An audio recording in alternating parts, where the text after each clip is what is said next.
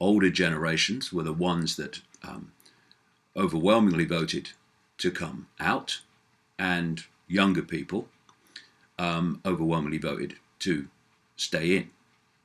And I'm going to address this schism today because some outrageous things have been going on and been said in relation to older people for expressing their right to an opinion. But there's another schism unfolding, which is just as important, and that is between young people with a mind of their own and a great swathe of young people, those that are complaining now, who have given their minds away to such an extent that they have become little more than computer terminals on the state's internet. It's been my enormous pleasure over the years to see how many young people, despite going through this massive programming operation called education, whether it's school or whether it's college, university, all together, and the media confirmation that the perception programming that they've had from education, the state's version of everything, is true, and people should believe it, and all the institutions doing the same. It's extraordinary how many young people have still not succumbed to the program and are able to look at the world and events from their own perspective and actually have the self-respect to do their own research rather than just taking it from the state as read. So, they are amazing people because, I've been saying for a long time that, I feel for young generations today because of the scale of perception programming that they are put through from the moment now they enter the world virtually.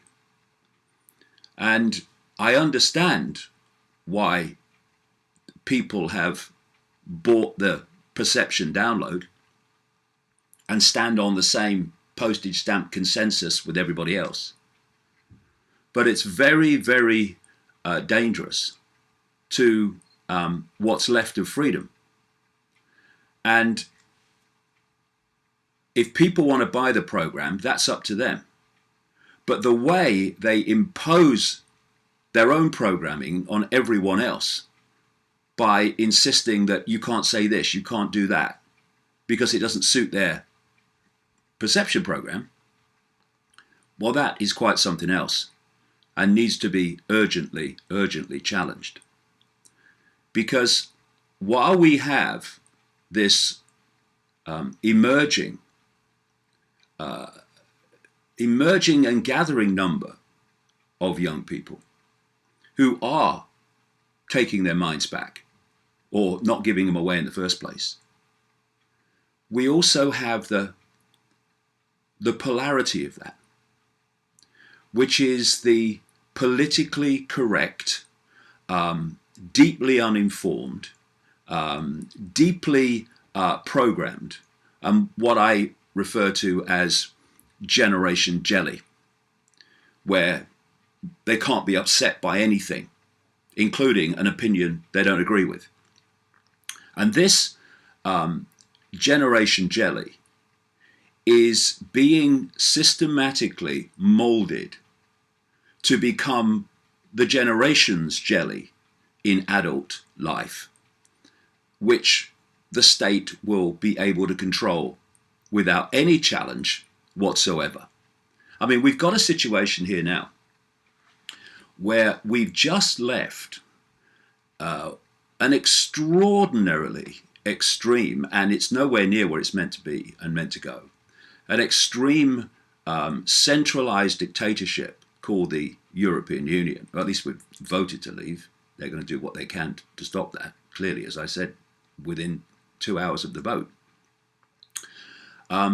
But we've at least voted to leave this dictatorship. And yet the young generations of Generation Jelly, not the ones with a mind of their own, are complaining that they've been got out of jail and their children and grandchildren got out of jail by the older generation. An older generation that has the experience of what life was like before we joined the EU. Anyone younger than their kind of early 40s will not have known a country before the EU. They only know what they've been brought up with, so it's their normal. And Britain before the EU was not perfect. But my goodness me, at least decisions affecting this country were being made in this country by people, at least officially, that you could see, instead of bureaucrats that people can't even name. We had the extraordinary sight of this Labour Party politician, Harriet Harman, on a television interview, pushing to stay in the EU, who was shown the presidents of the EU, including the main one, Juncker, who is in the news all the time. And she was asked to name them. And she couldn't. She didn't know anything about them. And this is what has happened with so many young people. They have bought the party line of the political establishment and the moneyed and political classes, and just repeated it and accepted it without question, without any background research of their own into the nature of the EU and why so many people wanted to come out. So we have this this Generation Jelly that thinks it's progressive. That means, heart on the sleeve, all that stuff, but isn't, quite the opposite. That thinks it's anti-racist when all it can see is race everywhere. And it says it believes in democracy. Well, clearly it doesn't, because it wants a second referendum when we've just had one that's voted one way, but they don't like it. Democracy to Generation Jelly is only when the result suits them. They say they believe in fairness and justice and diversity, when actually they're destroying all of those things. What's diverse about shutting down opinions that you don't agree with? We've now got this this generation emerging that wants safe spaces where no one says anything that can upset them. How can you possibly move on in your understanding of anything unless your beliefs are challenged? Or not even challenged, that someone else can say something different. And these progressives that believe in freedom and justice and democracy have this now incredibly Orwellian term of deplatforming people, which means banning them from speaking and having their right to free speech if they're going to say something that might upset the jelly spine that somehow they walk around with. And when I grew up in the 50s and the 60s, particularly the 60s, before the EU, of course, the student populations used to march for freedom of speech. Now they march and campaign against it. I mean, hello? And what they've allowed themselves to do is to download this off the peg, postage stamp perception of everything. And of course, the school system, the college and university system, academia in general, not least because many of them and many institutions are on the EU payroll, are all pro-EU, all pushing the EU, and that's what these people have grown up with. But instead of saying, well, hold on, I'm going to do my own research here, I'm going to see if that stands up, they just accept it. And so we have this extraordinary attack, not by young people with minds of their own, but by Generation Jelly against older people. And this is a story this week. I mean, it is extraordinary. This is the headline: Media pushes ban on old people voting after Brexit. Older people were far more likely to vote to leave the European Union. And having lost the argument, supporters of Remain are blaming them, insult them, and even arguing their democratic rights should now be curtailed. The demographic divide in last week's vote was stark, it says. The more working class, poor, old, and uneducated people are, statistically, the more likely they were to support Brexit. The more wealthy, metropolitan, young, urban, and educated, the higher is the chance they backed the EU bureaucracy. One big mistake there. Educated. They're not educated. That's the problem. They're programmed. Because that's what the education system is. It's a programming system to get people for life to see everything in the way the state wants them to see it. And of course, the state wants them to see the European Union as some benevolent, wonderful organization when it is a centralized, bureaucratic, merciless dictatorship. So educated, the more educated you are, no, the more programmed you are, the more likely you are to unquestioningly follow the state line. And, working class, poor, old, uneducated doesn't mean fricking stupid, but this arrogant Generation Jelly believes that. Oh, they haven't been to university, they're stupid. Well, you've been to university and look at you. Bloody hell. And working class and poor, uneducated, it doesn't mean they're stupid. It means actually that they can work things out for themselves. And it also means that they've not been through that long period of their formative years downloading the state's version of everything. So maybe they have a modicum of a mind of their own still, unlike Generation Jelly. Story goes on. Of course, barely concealed contempt for the working classes, particularly the white poor, is nothing new to social media or the liberal press, but the all-out attacks on senior citizens post-referendum has shocked many. Headlines in the Europhile press have included how old people have screwed over the younger generation from The Independent, which isn't, and EU referendum results young screwed by older generations from the Huffington Post.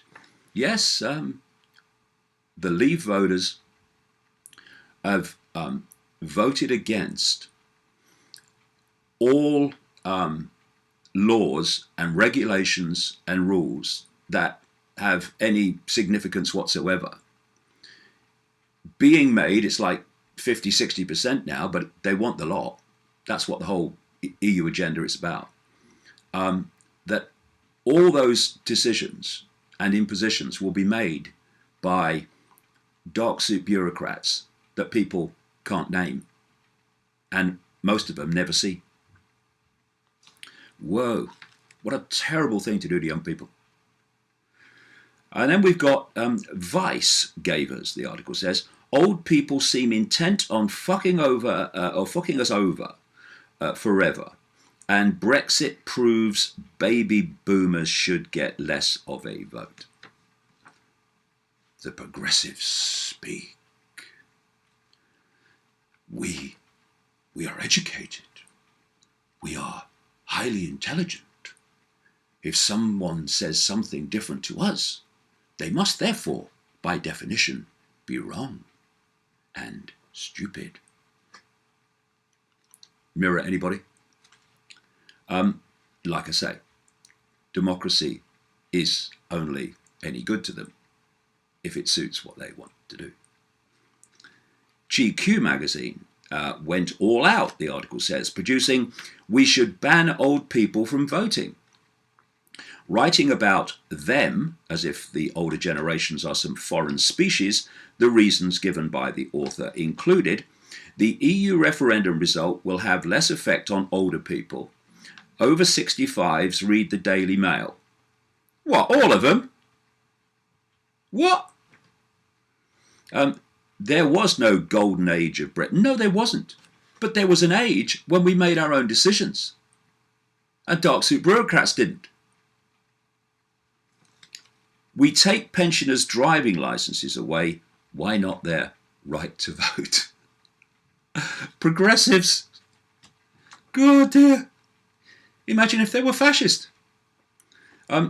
Extraordinarily chilling, that is.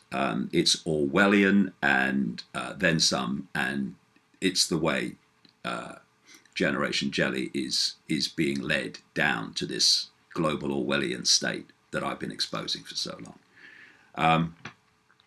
The article says it's hard to tell where the satire ends and explicit generational loathing begins. Another quote from this article. Aside from a pathological preoccupation with immigration, the most pervasive reason for the Grey Army voting leave is an inarticulate longing to return to the hazy memories of an idealised Britain that never was, GQ informs us. You mean returning to making our own decisions within the land those decisions affect? Eh? Dear.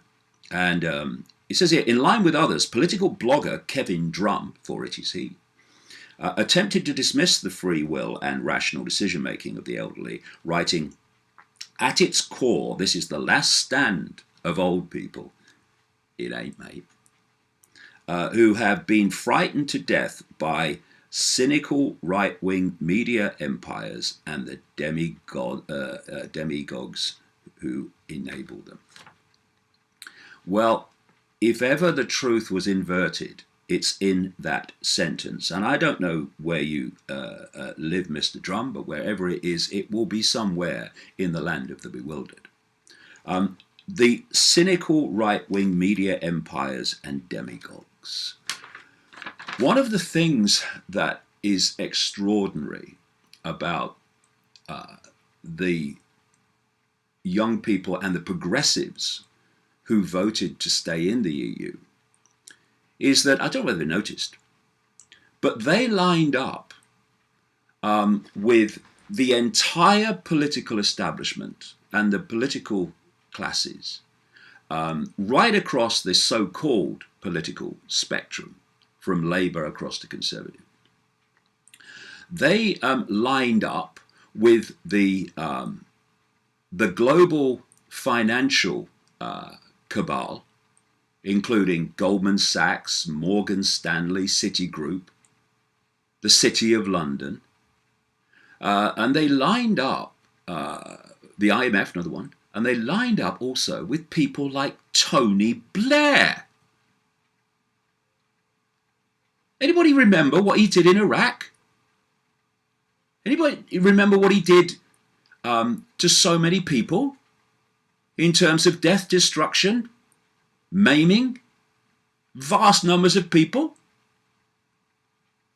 Oh, Tone wants to stay in the EU. Of course he does, because he's part of the same web of those others that I've just mentioned. And progressive young people line up with that lot. You having a laugh? But they don't see it. They don't see it. Here's another guy that they lined up with. CFR member, that's the Council on Foreign Relations in America, that basically drives US foreign policy with other groups, including all that's gone on in the Middle East, by the way. CFR member calls on elites to rise up against ignorant masses. You still think you're on the right side, eh? With these people that want to stay in the EU. This guy is the wealthy heir to the Bloomingdale luxury department store chain. And he sneers, the article says, at populist voters who cherish, quote, values and tradition. Ooh, condemn them. Stop them voting. In a column for Foreign Policy magazine, Council on Foreign Relations member James Traub argues that the elite need to rise up against the mindlessly angry, ignorant masses in order to prevent globalization, the centralization of global power in fewer and fewer hands, from being derailed by the populist revolt that led to Brexit. And you know, a lot of these people who are condemning the older generations for bringing us out of the EU, they will actually go on marches, some of them, against globalization and what it's doing.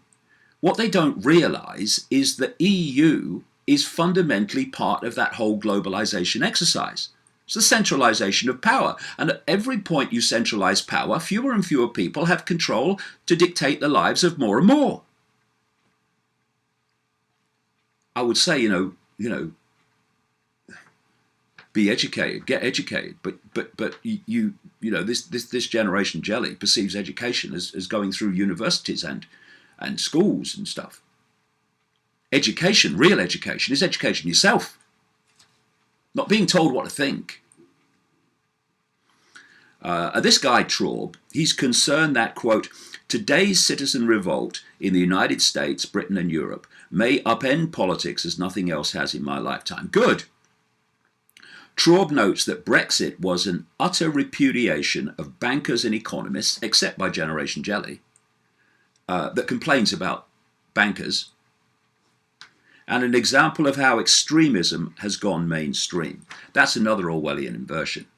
Wanting freedom to make decisions within your own, within the borders of the area affected by those decisions is extremism. Giving that power to bureaucrats you can't name, that is the opposite of extremism. That is being reasonable. That is being moderate. That's being progressive. It says here, another quote from this bloke, with prospects of flat growth in Europe and minimal income growth in the United States, voters are rebelling against their dismal long-term prospects. And globalization means culture as well as economics. Older people whose familiar world is vanishing beneath a welter of foreign tongues and multicultural celebrations are waving their fists at cosmopolitan elites. This is another area. What the progressives and Generation Jelly have is this designer compassion, this designer empathy, which is only reserved for people that they agree with or that fit into their perception of the world. What about the compassion of people seeing the city or the place that they grew up in transforming dramatically in speed and nature? Does anyone have any compassion for how they must feel and understand why they must feel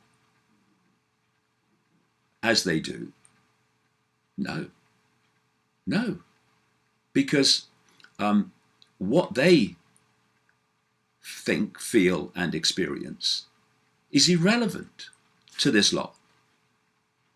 And that is another reason why so many voted to come out of the EU, because the referendum gave them the chance to express their voice that they've never had the chance to before. No political party represents them. And whenever they say, look, you know, the neighborhood or the city that I knew, it's completely changed. I don't recognize it. I feel, you know, that I'm not in the land that I grew up in. Then you're called racist. And the same would be true if, like the bloody British Empire, you went into other countries and changed them in the same way. It's no good just dismissing these people as racists. We have to look at how they feel and what they've experienced. And great numbers of them are absolutely not racist. Of course, there's racists. There were racists before. There was racist before the EU. There'd be racists after it. But most of them are not even complaining about the cultural change. It's the sheer bloody numbers. And this is what, you know, the progressives have no comprehension about. They couldn't care less. Where services are overrun simply by the number of people that are demanding them. And within the EU, there's no way that could ever slow down. But no, we have to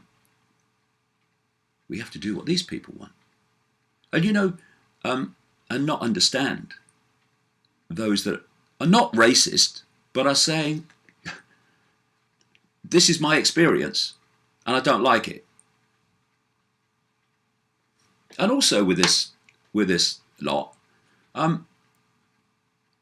some people can never do anything wrong or attract criticism. And yet others, doing the same thing or less, get criticized, condemned, and vilified. You know, racism is not the color of your skin. You don't have to be white to be a racist. You don't have to be white to be an unpleasant piece of work. As Martin Luther King so rightly said, it's not about the color of your skin, it's about the content of your character. But you can't judge people equally because this lot are on your bloody back. What kind of racism is that? It's exactly what it is, racism. We should all be treated the same, no matter what our background, color, creed, or culture. But see, what the program does is it stops people having the ability to see shades of grey. They can only literally, on every level, see black and white. So they polarize everything. Like, you know, they talk about hate. They say that the people that voted to leave the EU are somehow racist haters. And they say that with hatred in their faces and hatred in their words. They can't see that they're mirrors of everything that they claim to oppose. And then there's this other big area, which is this lack of research into what they're talking about before they frickin' talk about it. Generation Jelly's a classic, but these are some of the what people call lovies. Some of these clueless celebrities that pontificate on things without any research whatsoever.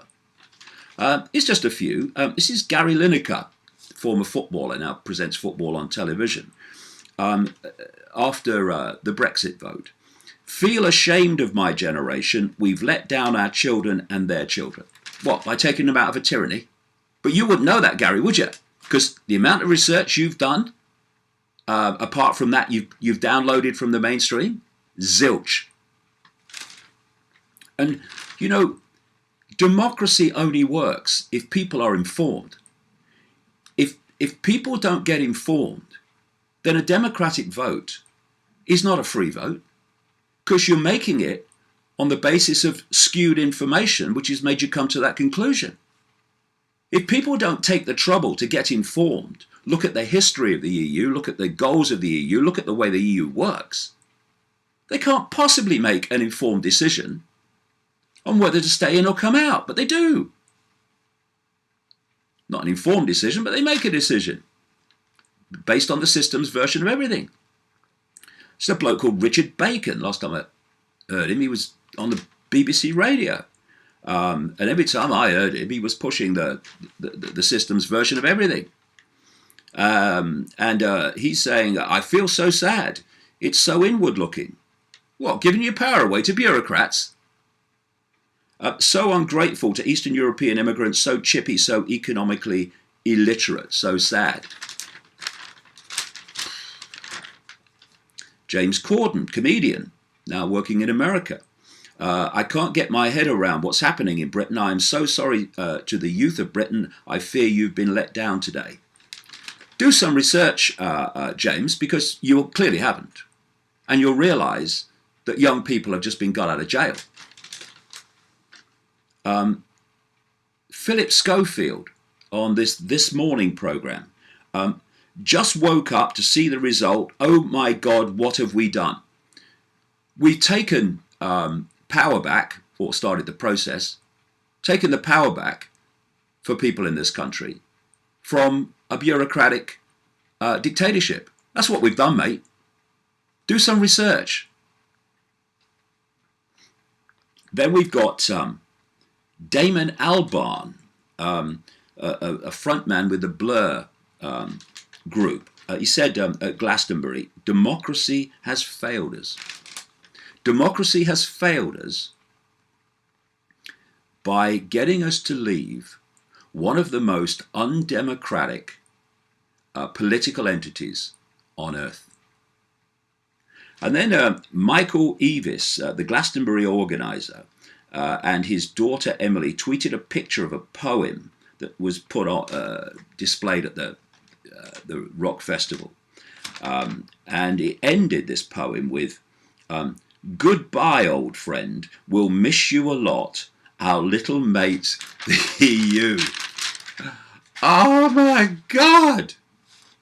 Our little mate, which daily deluges this country and every other country in Europe with rules, regulations and laws that have never been properly democratically debated and voted upon.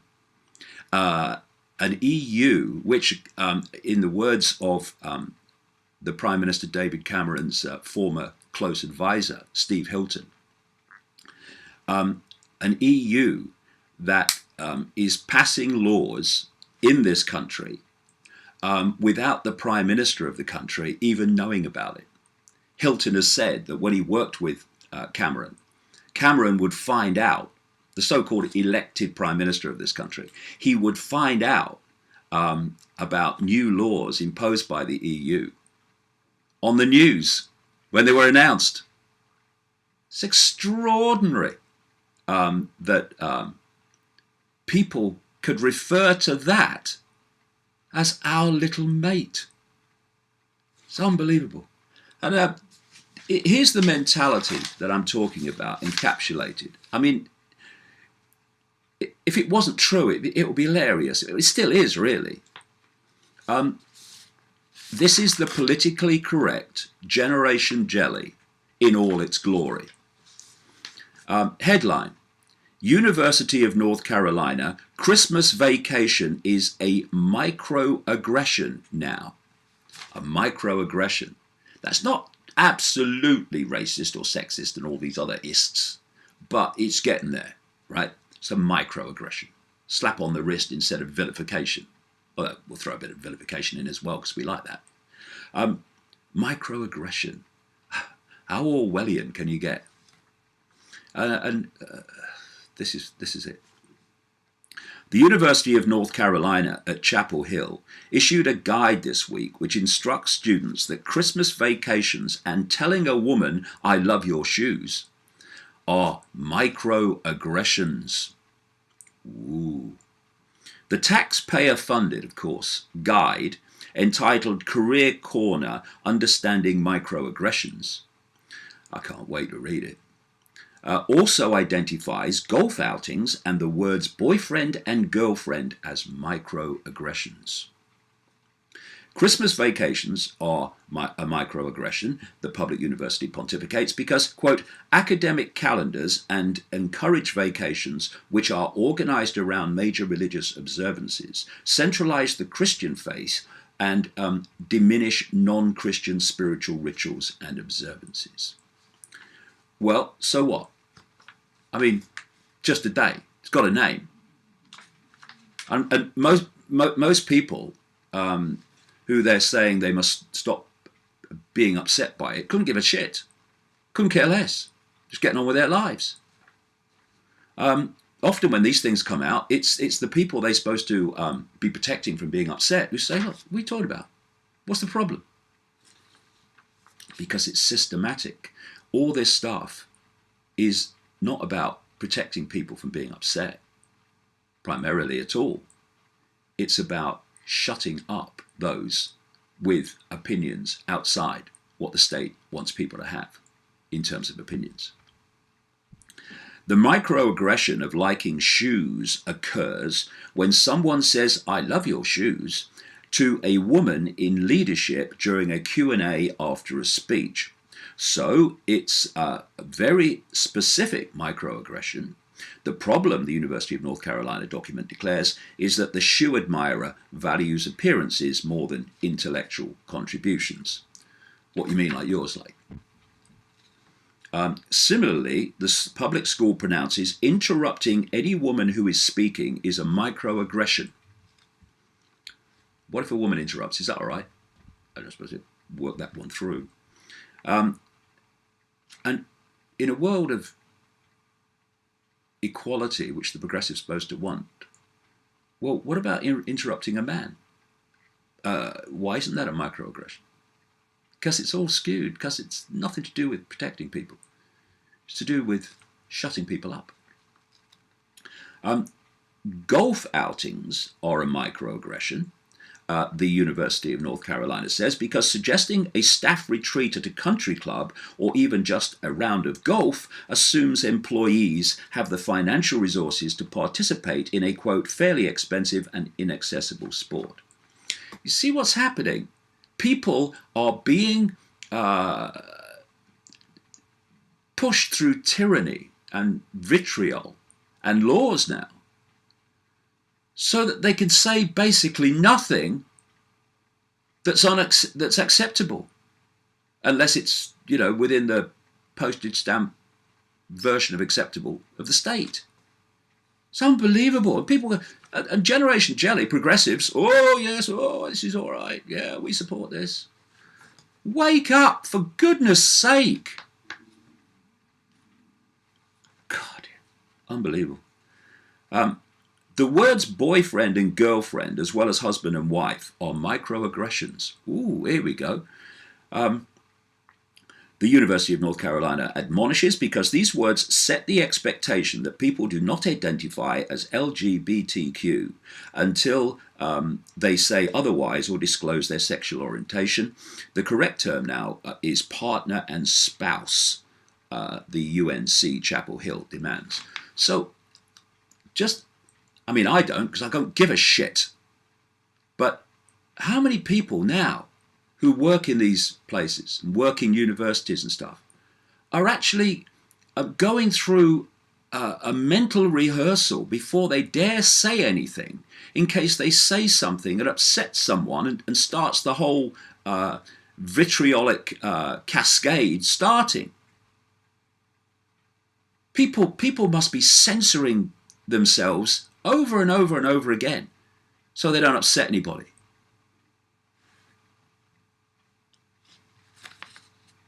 Come the day that I'll do that. But if people don't like it, well, they can do the other bloody thing. because I am a unique individual and I will have my opinion. And you should have yours. But I'm not having your opinion through pressure and abuse. Bloody hell. In the same vein, bureaucratic forms only contain the options male and female. They're microaggressions. And it's also a microaggression to refer to men who dress up as women with the pronouns he or him.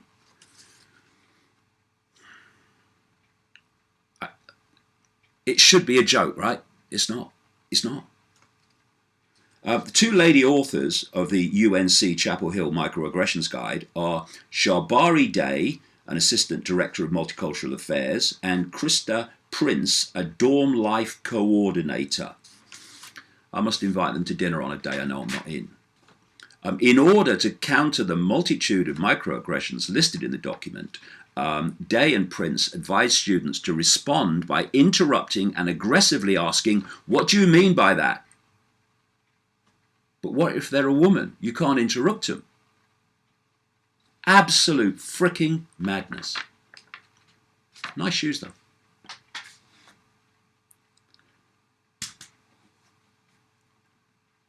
Those young people, and like I say, there are growing numbers, despite all this nonsense, and the rest of the population, who've actually retained a mind of their own, and actually have opinions that are not within the ludicrously tiny area of accepted opinion and imposed opinion and view.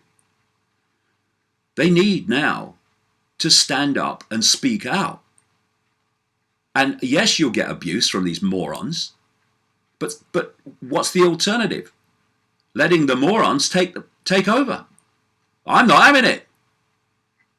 And, you know, if we want freedom and we want to retain the right to free speech, then we have to use it and go on using it and take the consequences of using it, because otherwise it's going to disappear. So, speak your truth. Speak your opinion. You know, this Brexit vote has been a great statement where people, despite all the established